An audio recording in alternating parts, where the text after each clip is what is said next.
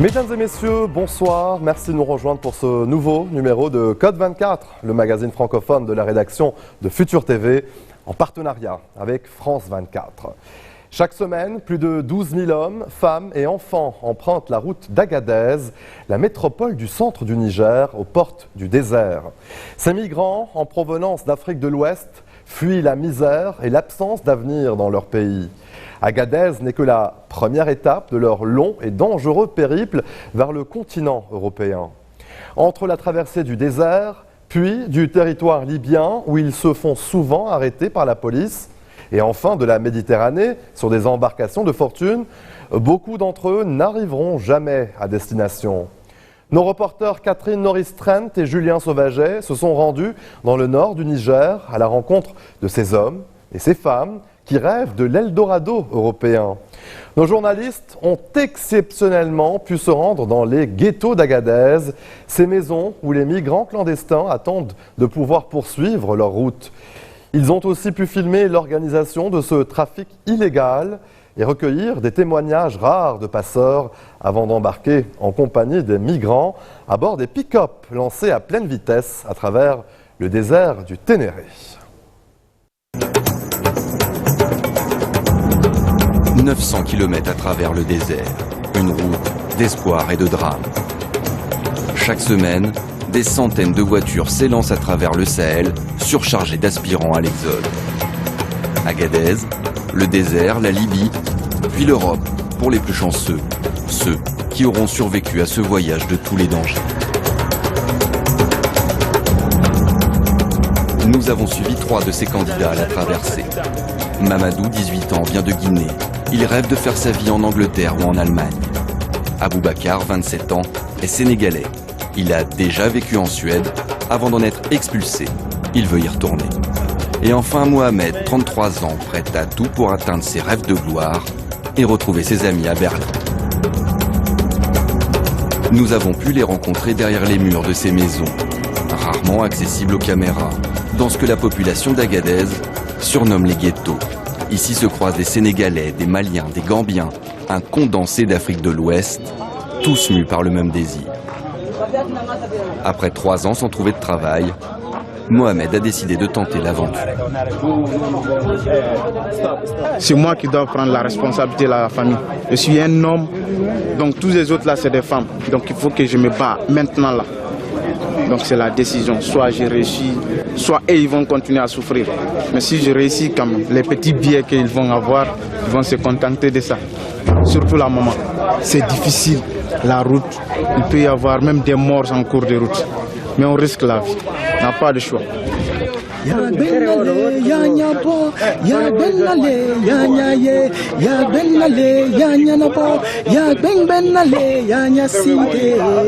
Dans ce chant en malinké, Mohamed évoque tous ceux qui, du président au plus pauvre, courent après la richesse. Lui, en Europe, il le sait déjà, il sera chanteur ou footballeur. Il faut s'épanouir, il faut aller à l'Occident, se faire voir par le monde, être une star, tout ça là, tu vois. C'est pourquoi. Des rêves, des illusions que partagent tous ces jeunes. Ici, à Agadez, l'ancien carrefour des caravanes et des civilisations, devenu la nouvelle plaque tournante de tous les trafics.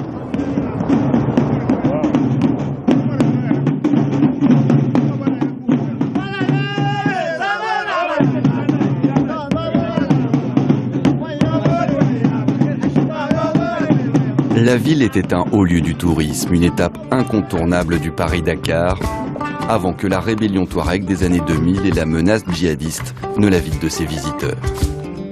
Pourtant, depuis 3 ans, l'argent circule de nouveau. La ville grandit de manière exponentielle, mais les hôtels restent vides. Tous ne profitent pas de ce regain d'activité. Il n'y a pas de touristes, parce qu'il y en a beaucoup qui ont peur de venir, mais Agadez, c'est rien. Maintenant, il y a des clandestins qui rentrent à Libye, mais pour nous, on ne gagne rien avec eux. Le commerce des migrants est devenu, et de loin, la principale économie de la ville. Une activité qui ne manque pas de clients. Massés dans les ghettos, ils attendent leur tour pour partir. Aboubacar connaît déjà l'Europe. Il veut retourner en Suède par cette route, malgré les dangers.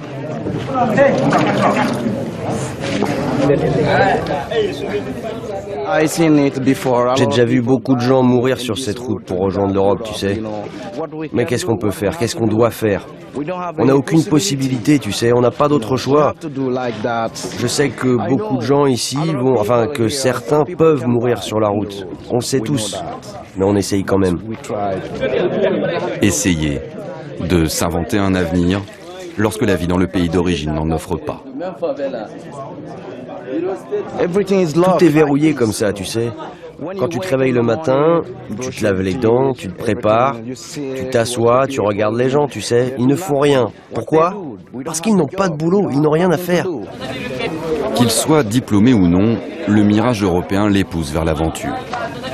Dans cette région du monde, les 2/3 de la population a moins de 25 ans. Sans travail, sans avenir, ces jeunes n'ont pas grand-chose à perdre. La monotonie de la journée est seulement interrompue par les 2 repas fournis par les passants. Pas de viande, pas de poisson, rien. On fait ce qu'on peut pour survivre. Nous sommes entre 150 et 200 personnes ici, avec 5 à 10 kilos de riz. Ce n'est pas assez pour nous tous.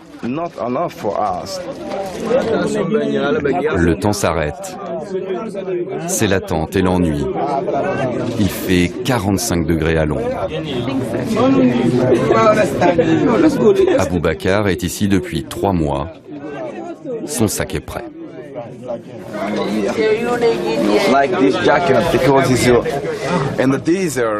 Dans le désert, il fait froid parfois la nuit. Donc il te faut une veste quand tu roules de nuit vers la Libye.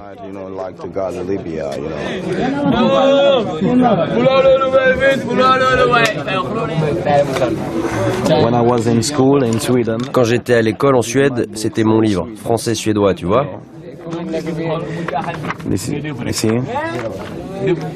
Ça vous manque? Ouais, beaucoup. Je veux retourner à l'école. Mais qu'est-ce qui vous manque?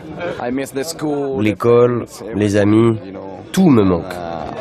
Je veux devenir quelqu'un pour aider ce continent. Mais avant de partir, il faut trouver l'argent pour payer le passage jusqu'en Libye.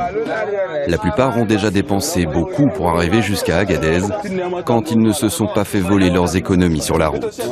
Alors, tous guettent leur téléphone et l'annonce d'un transfert d'argent par leur famille. Je t'entends pas, je t'entends pas.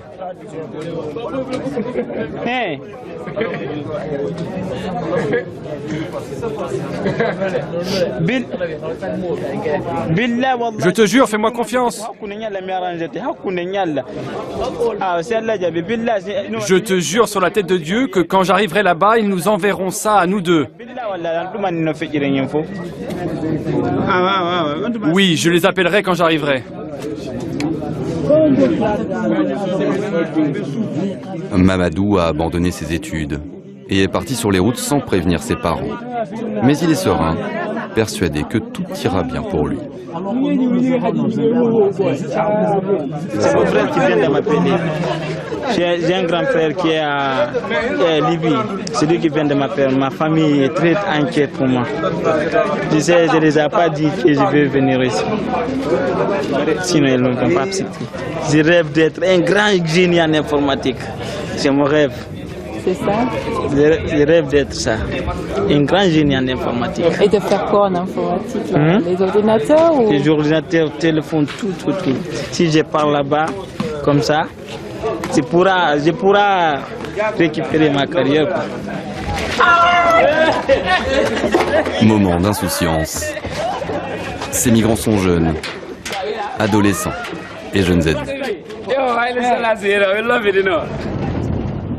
Au printemps et pendant l'été, ils sont plus de 10 000 à passer chaque semaine par ces ghettos tenus par les réseaux de passeurs.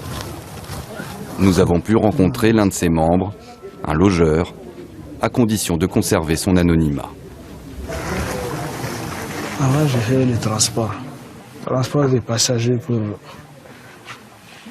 ici, Tawa, en ville là. Après, on s'est connus avec quelques Gambiens. Je les ai aidés pour partir en Libye. Ils ont rentré en Libye, ils ont rentré en Europe. C'est eux qui m'ont amené les réseaux là. S'ils ont un frère qui vient là-bas, qui veut quitter, il les donne mon numéro. Difficile de résister à la tentation. Ses revenus ont été multipliés par 5 depuis qu'il s'occupe des migrants. Après, on va discuter. Ok. C'est dans ce travail-là qu'on gagne quelque chose à manger. Quand les gens viennent, on les aide, ils partent, c'est ça. Si tout de suite s'arrête là, c'est fini. Nous, notre travail s'arrête. Au début, il y en a des tourismes. Nos parents ont fait ça, des tourismes. Les Européens viennent ici, ils partent en 2 heures. Maintenant, c'est arrêté.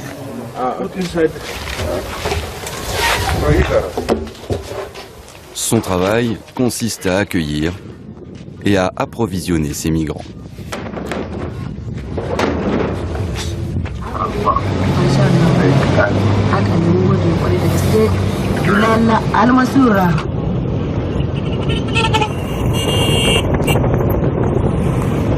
On va aller chercher de l'eau.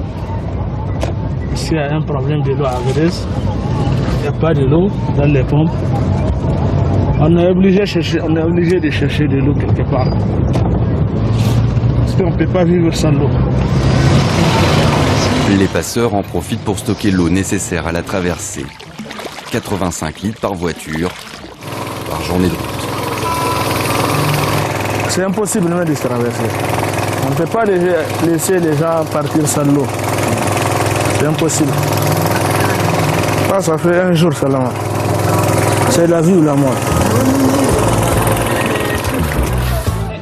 L'activité est illégale, pourtant personne ne se cache. Ni les passeurs, ni les migrants.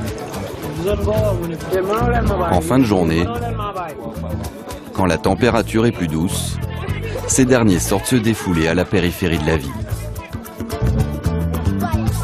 Comme Aboubakar et Mamadou, ces migrants viennent de pays membres de la CEDEAO, ce qui leur donne le droit de circuler librement en Afrique de l'Ouest.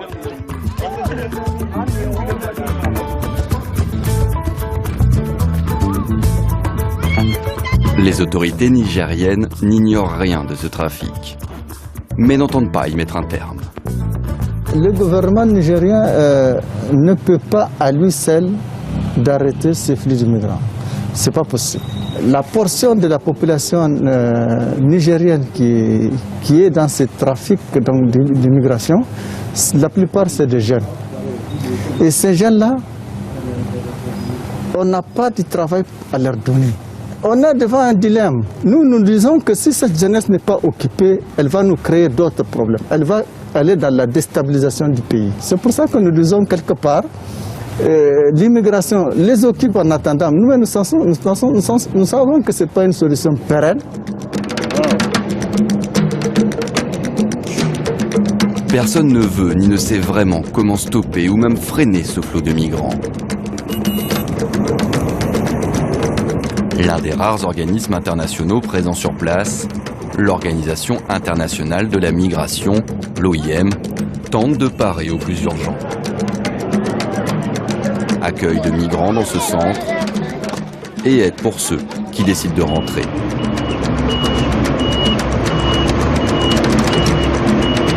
Un retour parfois volontaire, parfois imposé, comme pour ces migrants nigériens. Ils sont plus de 500 personnes entassées à l'arrière de ces camions, surtout des femmes et des enfants. Ils ont été expulsés d'Algérie dans le cadre d'un accord bilatéral.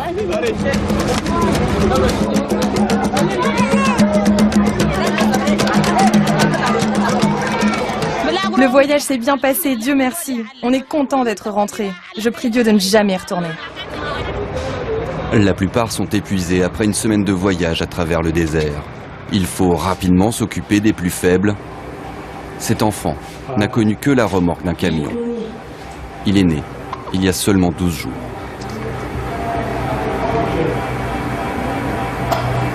sont là, ils vont se reposer et on va leur fournir l'assistance complète tout de suite. Et après, on va profiter pour commencer de faire l'enregistrement. Cela va nous permettre, voyez-vous, de quantifier le nombre de migrants que nous avions assistés depuis ce temps. Depuis 2011 et la chute de Mouammar Kadhafi, les frontières libyennes sont ouvertes pour les candidats à l'exil, mais le chaos y règne. À ce moment, il n'y a pas un gouvernement légitime, fiable, qui peut garantir la sécurité de tous ceux qui sont au niveau de la Libye. Et du coup aussi, il y a certaines personnes qui utilisent ces migrants dans des cachots qu'on appelle communément des crédits, des cachots de crédit, qui prennent les migrants et les amènent à ce niveau en échangeant de l'argent avec leur famille. Un racket organisé, un voyage dans l'enfer libyen pour Alpha. Vraiment, dans les prisons, c'est invivable. Parce qu'ils maltraitent, disons, la peau noire. Tout ce qui passe là-bas, c'est de la merde. Ils frappent, ils font tout, pas de nourriture. Ils vous traitent n'importe comment. Ils font tout sur vous, vraiment, tout. Vous ne pouvez rien faire, il faut les payer l'argent pour sortir de là. Si tu ne payes pas, tu dis on te revend aux bandits. Là, forcément, tu payes dans les bandes de 350 à 100 000 francs CFA. Et c'est obligatoire. Tu ne payes pas, tu ne sors pas, c'est ça. Sa tentative infructueuse lui laisse un goût amer et une dette de 2000 €. Un cauchemar. C'est impensable même, vraiment. Si c'est le seul chemin pour atteindre l'Europe, moi, je n'irai jamais en Europe, jamais. Jamais. La mort dans l'âme, il a décidé de rentrer, grâce à l'aide de l'OIM. Parmi les migrants, quelques femmes. Elles sont moins nombreuses à tenter de rejoindre l'Europe. Rosemary y a cru, mais comme beaucoup, elle est tombée entre les mains d'un réseau de prostitution. C'était l'enfer. Des hommes sont venus au Nigeria et racontaient aux filles qu'il y avait du travail en Libye. Qu'ils nous aideraient à l'obtenir, mais c'était faux. En fait, il n'y avait que de la prostitution. J'ai vu des filles de 10 ans, 11 ans être prostituées. Ce n'est pas bien.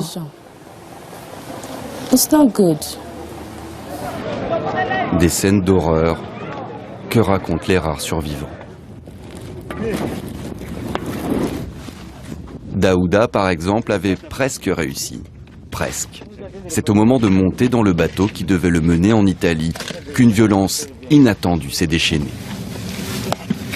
Lorsqu'on m'a attrapé vers Tunisie, ce jour-là, on a tué 300 et quelques personnes sur l'océan. Ils sont en train de figer les pirogues. 300 et quelques personnes. Ils nous tuent. À chaque fois, ils tuent les gens comme ça. Et ils vont les jeter dans le désert comme ça. Ou bien ils vont donner les chiens, leurs chiens. Ils tentent de surmonter ce traumatisme grâce à ce projet de l'OIM. Une formation, un diplôme et surtout un travail pour rentrer au village la tête haute. Ici, ils apprennent à fabriquer des pavés grâce à du sable et des déchets plastiques. Pour avoir des pavés, là où je suis fier de travailler pour avoir mon diplôme. Inch'Allah, si je gagne mon diplôme, je vais créer une formation entre moi-même pour former les gens. Encore au stade expérimental, l'OIM espère faire des émules. Seulement 70 personnes ont été formées. C'est sûr que c'est vraiment une petite partie des personnes qui passent dans le centre OIM, qui passent à Agadez. Mais ça, quand même, ça peut avoir un impact plus important si chaque personne formée arrive à passer le témoin à d'autres personnes dans leur pays d'origine. Une goutte d'eau dans un océan inexorable de migrants. C'est le grand jour, celui du départ. Nous avons rendez-vous avec Mohamed, celui qui rêve de devenir chanteur. Il part ce soir. C'est le moment de retirer ses dernières économies pour payer son passage.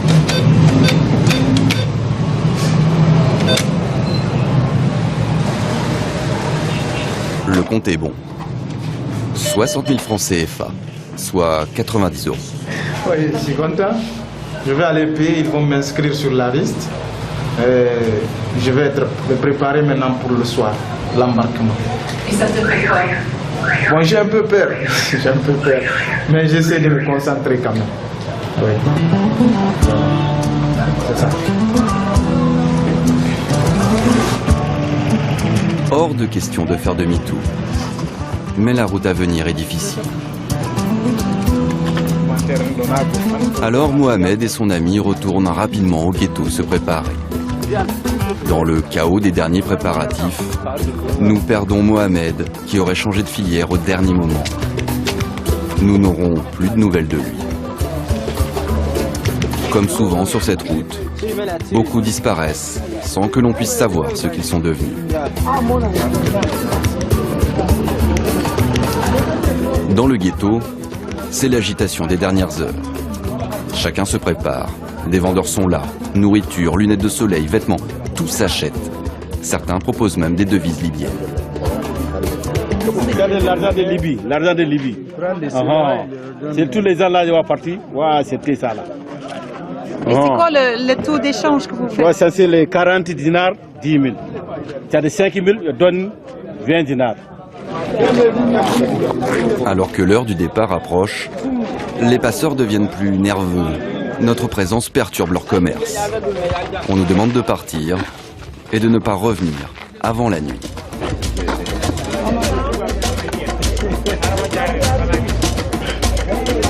Les migrants sont alignés et ont été répartis en groupes par les passeurs.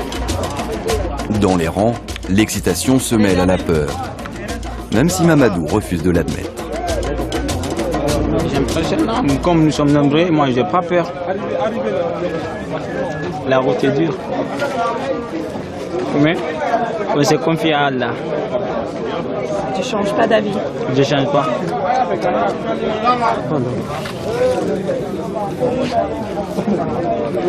Ouh, ninja, ninja.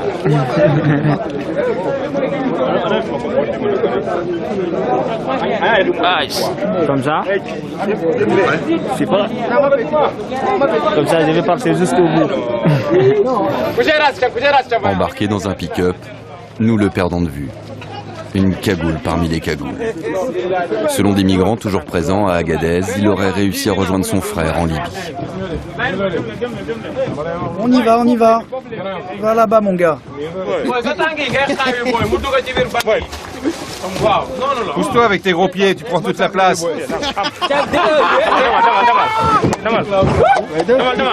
À l'arrière de chaque pick-up, 24 migrants se tassent tant bien que mal. Certains n'ont qu'un simple bout de bois pour se retenir d'une chute mortelle. Ces images, rares, permettent de mesurer l'organisation et l'ampleur de ce trafic. Bonne chance. Bonne chance. Bonne chance. Merci beaucoup. Bonne chance. Pour ceux qui n'ont pas réussi à réunir l'argent nécessaire, c'est un moment difficile. Aboubacar est encore loin de la Suède. Je veux juste y aller, partir avec eux. Il me faut du boulot. Sans travail, je ne peux pas survivre. Je vais prier pour eux, pour qu'ils atteignent leur destination.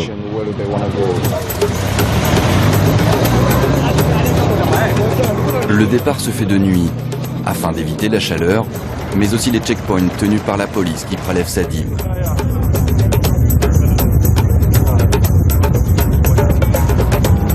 Trois jours de route dans le désert et un danger omniprésent. Les passeurs regroupent les voitures pour limiter les risques d'attaque par des groupes armés.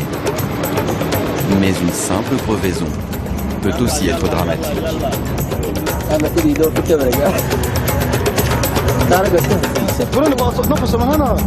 C'est dégonflé de ce côté-là. Oui, de ce côté, il y avait une bosse sur la route. Et les freins sentent aussi.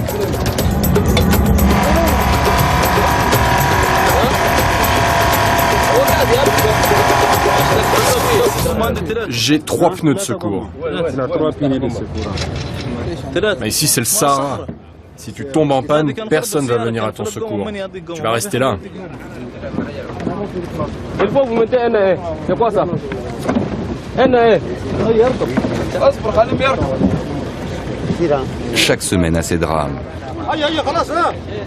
Cette partie du désert est devenue un immense cimetière à ciel ouvert.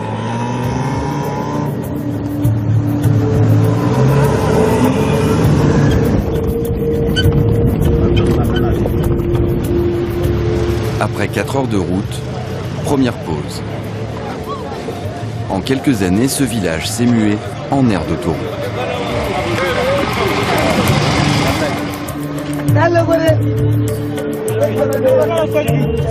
Ici, tous dépendent de ce trafic. C'est le principal employeur et quasiment l'unique source de revenus.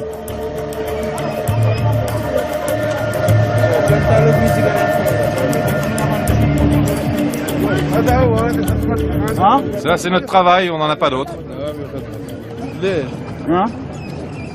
On ne peut pas arrêter ça. Il y a énormément de personnes qui passent par le Niger. Mais ce chemin, c'est un vaste désert. 3 heures. Il est temps de reprendre la route, plus déterminé que jamais. Je ne me suis pas reposé du tout. Regarde dans quelle situation je suis. Mais bon, je dois le faire. Je dois voir la fin de cette route.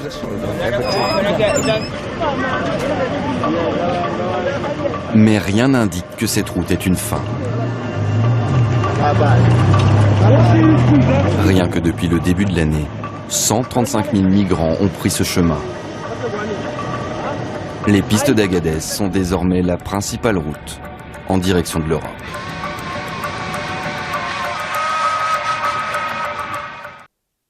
Restez des nôtres, on se retrouve après cette très courte pause. A tout de suite.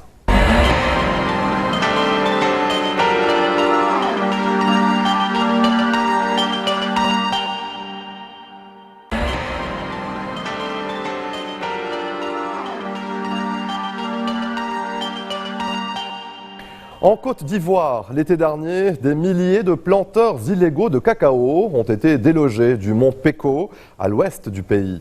La plupart ont depuis trouvé refuge dans les villages alentours, mais leurs conditions de vie restent précaires. Selon l'ONU, 24 000 personnes sont en situation d'urgence humanitaire. De nombreux planteurs d'origine burkinabé vivaient au mont Peko depuis 2002. Ils avaient profité de la crise politique pour investir la forêt et y implanter des cultures de cacao. Mais alors que la grande récolte de cacao a commencé en Côte d'Ivoire, ils n'ont plus accès à leur culture. Reportage d'Arnaud Forget et Anne-Sylvestre Trainer. Dans un dédale de végétation, lentement, le commandant Ouattara et ses hommes progressent. À l'intérieur du mont Peko, les chemins sont sinueux et les obstacles nombreux. Il faut plusieurs heures de marche pour atteindre ce qu'il reste du premier village. Voilà, donc une des maisons qui a été abandonnée, l'herbe a poussé. C'était pas un petit campement, c'était un gros campement. C'est l'un des premiers campements qui a été créé au temps de la crise. Et la plupart des invités transitaient ici d'abord. Ceci aussi se négociait souvent des parcelles à acquérir à l'intérieur du parc. Attirés par la terre fertile, quelques 50 000 planteurs burkinabés se sont installés illégalement dans ces campements du mont Peko. En 14 ans, la forêt primaire a été décimée et remplacée par des cacaoyers. Voilà ces cabosses qui sont pourris. Ça voudrait dire qu'après un bon moment, la personne n'est pas arrivée là. Donc sûrement, ça voudrait dire que c'est des plantations qui sont en voie d'être abandonnées. Plus de 10 000 tonnes de fèves poussaient ici chaque année. Les centaines de milliers d'euros du cacao profitaient aux planteurs, mais aussi, selon des enquêtes des associations des droits de l'homme, à des autorités locales complices de ce commerce illicite. Depuis l'évacuation du Mont Péko fin juillet, c'est toute une région qui est déstabilisée et de nombreux agriculteurs exaspérés. À partir de là, les riverains n'ont pas accès à aller derrière l'eau pour leur plantation. On nous dit qu'on ne doit plus aller derrière cette eau où nous avons vécu, où nous sommes nés. Et dès que tu t'hasardes à arriver là, on te bastonne, on te dit de ne pas aller. Même si c'est jamais que tu as de la nourriture, on t'arrache. Si tu as du cacao, on t'arrache. Les villages qui entourent le Mont Péko ont dû accueillir les habitants de la forêt protégée. En quelques mois, leur population a doublé, les maisons semblent débordées. Chez Amidou, ils dorment à 14 dans une seule pièce. Ça, c'est nos grands frères. C'est mon grand frère qui est là. Celui-là, c'est mon papa. Celle-ci, c'est ma femme. Nous souffrons ici. On n'a rien à manger. Nous vivons mal. On est assis comme ça, on n'a pas de travail. Donc nous sommes devenus comme des cadavres. On vit, mais on est mort. Ouais. Depuis l'évacuation, c'est surtout le manque de nourriture qui pèse sur les déplacés. Les réserves sont sur le point de s'épuiser. Les épiceries font pâle figure. Quand j'étais à Mont Péko, il y avait une grande boutique. Mais quand ils sont venus, ils ont brûlé toutes mes choses. Et tout ce que j'ai fait sortir là, c'est ça qui est là. Alors malgré l'interdiction, certains hommes reconnaissent que chaque nuit, il y en a pour tenter d'accéder à la forêt classée. Sincèrement, on est prêt à risquer la vie pour aller chercher à manger. Bon, moi je suis parti une fois aller chercher de la banane.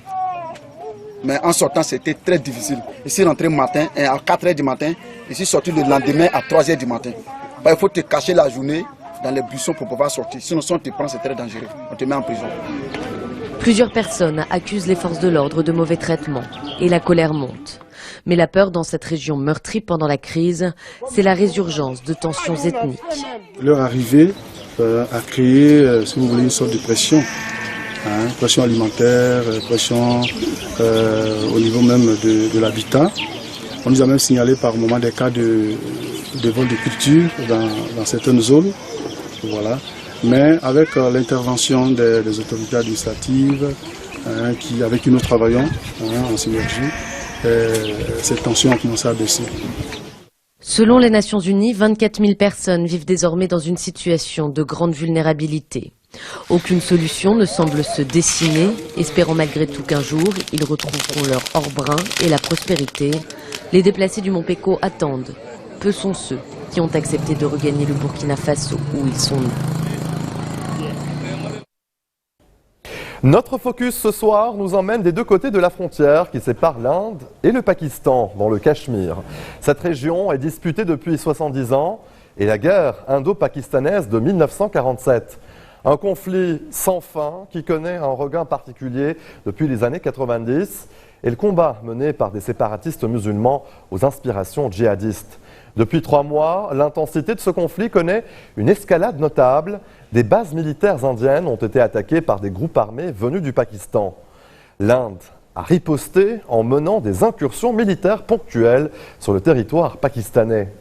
Camille Le Pommelec, Suel Taha et Siddiqui, Constantin Simon nous en disent plus sur cette quasi-guerre entre l'Inde et le Pakistan, 2 États dotés de l'arme nucléaire. Il y a quelques mois, Tral, un village ordinaire au sud du Cachemire, a été secoué par un événement extraordinaire qui a résonné dans toute la région. Ici, même les enfants savent ce qu'il s'est passé.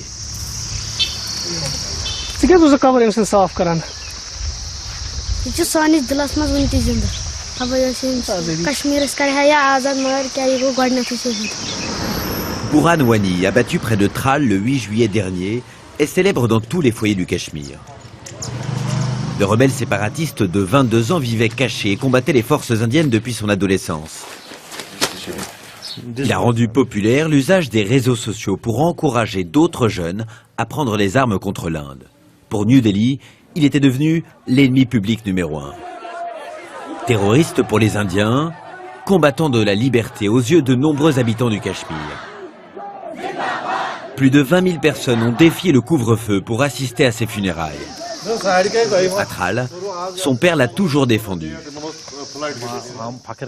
Je suis fier de mon fils Burhan.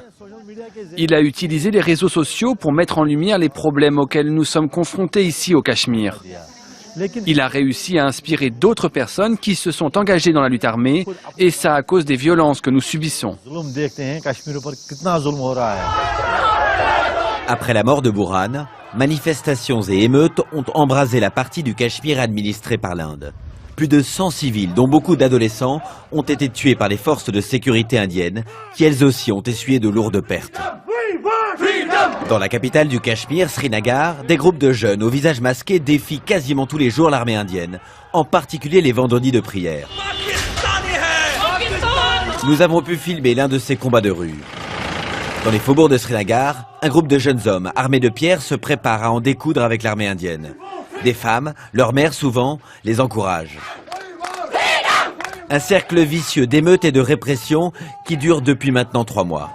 L'Inde nous tire dessus. L'Inde éborgne nos enfants avec ses projectiles. Quel genre de démocratie oserait faire cela? Ce n'est pas une démocratie. Il trompe le monde entier en se faisant passer pour une démocratie. Nous voulons nous libérer de l'Inde. Nous voulons nous en séparer. C'est la liberté que nous voulons. Les tensions se sont encore intensifiées à la fin du mois de septembre, après le meurtre de 18 soldats indiens par des combattants djihadistes qui, selon l'Inde, venaient du Pakistan.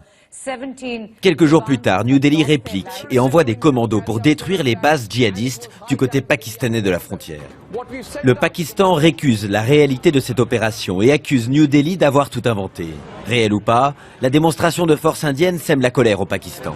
Le 5 octobre, le Parlement s'est réuni pour décider d'une réponse appropriée. L'Inde ne nous fait pas peur du tout. Je peux vous l'assurer, je suis un soldat, un vétéran de la guerre en 1971 et je n'ai absolument aucun doute que l'Inde est incapable de faire quoi que ce soit contre le Pakistan. Ils ne pourront jamais nous submerger. Nous, le Pakistan, nous n'avons pas d'intention offensive, mais nous savons défendre notre territoire. Une guerre entre ces deux puissances nucléaires serait désastreuse pour l'Asie du Sud et même pour le monde entier. Le brigadier Naïm Salik, qui a servi dans la division d'élite de l'agence responsable de l'arsenal nucléaire pakistanais, nous dépeint un sombre tableau. Les Indiens sont tout à fait conscients que s'ils s'engagent dans un cycle d'escalade belliqueuse, nous arriverons à un point où le Pakistan pourrait envisager l'utilisation d'armes nucléaires de faible intensité. Des mots qui font peur. Et pourtant, cet ancien militaire affirme aussi que l'arme atomique demeure une arme de dissuasion. Depuis l'avènement des armes nucléaires en Asie du Sud, la possibilité d'une guerre majeure entre l'Inde et le Pakistan semble exclue. Car si l'on considère le rapport entre coûts et bénéfices dans cet environnement nucléarisé, il ne peut y avoir de gagnants, que des perdants. Même le soi-disant vainqueur aurait à subir de telles pertes que les quelques gains que lui apporterait ce conflit seraient dérisoires. Voilà la principale raison pour laquelle personne doté d'un esprit normal et sensé ne pourrait considérer une guerre ouverte dans ce type d'environnement.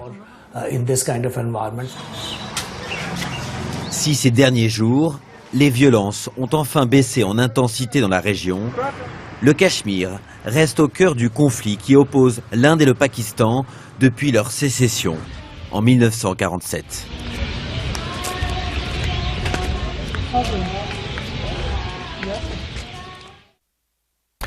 Restez des nôtres, on se retrouve après ceci.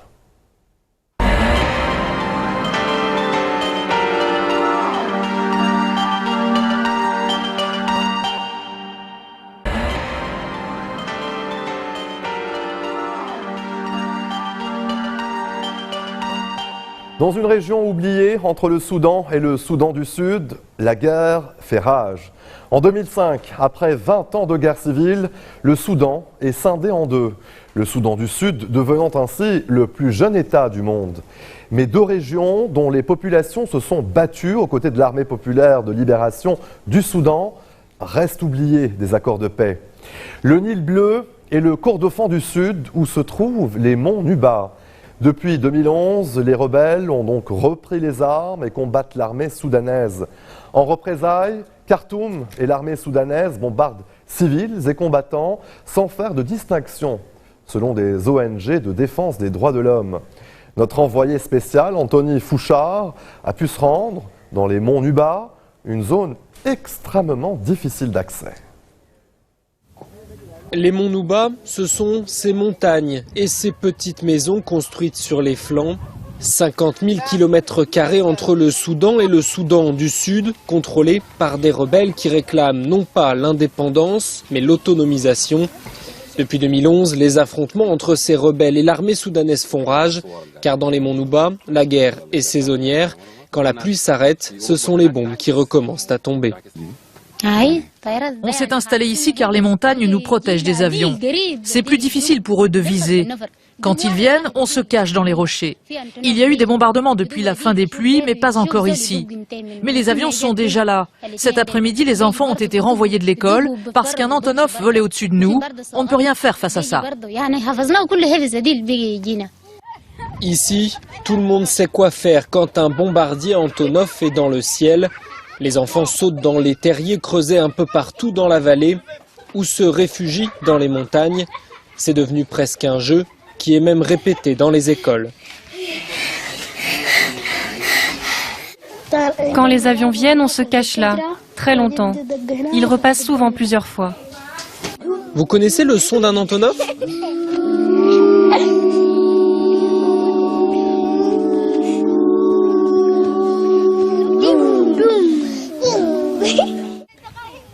Si le gouvernement soudanais s'acharne autant sur cette région, c'est qu'elle est extrêmement riche en pétrole. Avec l'indépendance du Soudan du Sud en 2011, Khartoum a perdu énormément de ressources. Pas question donc d'abandonner les monts Nouba aux rebelles, quitte à bombarder les populations civiles. Hassan Saïd Koumi est un observateur des droits de l'homme basé à Eban, une ville moyenne des monts Nouba. Dans ce cahier, toutes les cibles bombardées sont recensées, comme cette clinique détruite en 2015. Vous voyez le trou là? C'est une bombe. L'autre est dans l'enceinte dans la mosquée.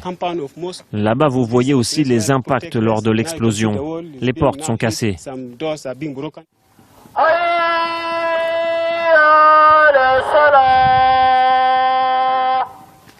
Juste à côté d'Eban, l'aviation soudanaise a frappé quelques jours seulement avant notre passage.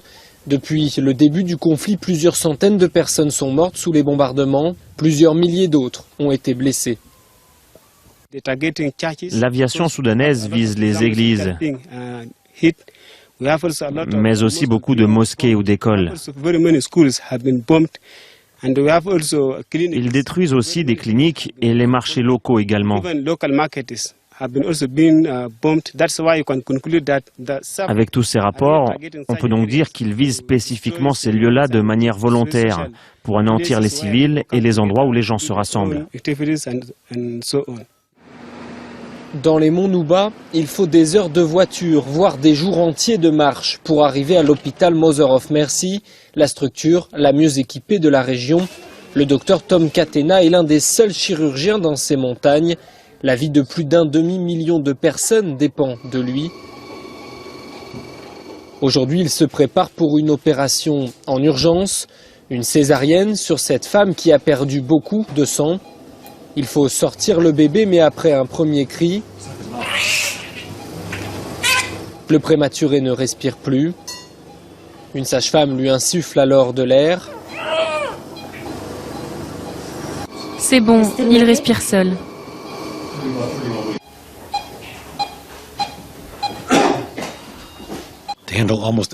Nous devons être capables de gérer presque tous les types d'urgences médicales ou chirurgicales qui nous arrivent jusqu'ici. Et de tels cas, on en a très régulièrement, puisqu'on est en zone de guerre. On a de nombreux civils visés par des tirs d'artillerie et des bombardements aériens. Donc ça veut dire que notre hôpital fait face à la gamme complète des blessures traumatiques. Plaies par balles, plaies d'impact perçantes et profondes, blessures à la tête, au torse, à l'abdomen, aux membres, la totale. Le Soudan continue d'interdire tout accès humanitaire par sa frontière. Les médicaments ou la nourriture sont donc achetés au Kenya ou en Ouganda, puis transitent via le Soudan du Sud. Une opération laborieuse et coûteuse. Quelque part dans les monts Nouba, des habitants rentrent chez eux. Le soleil se couche, un peu de répit. La nuit, les avions ne bombardent pas. Restez des nôtres, on se retrouve après cette très courte pause. A tout de suite.